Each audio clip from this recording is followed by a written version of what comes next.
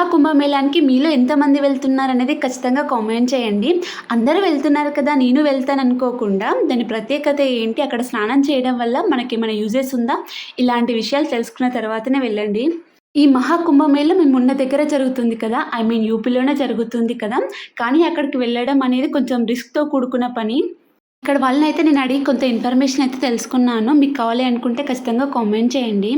వెళ్ళే వాళ్ళకి నాదొక చిన్న సజెషన్ అండి. చిన్న పిల్లలున్న వాళ్ళు, ముసలి వాళ్ళున్న వాళ్ళైతే అస్సలు వెళ్ళకండి. అక్కడైతే చాలా రద్దీగా ఉంటుందంట.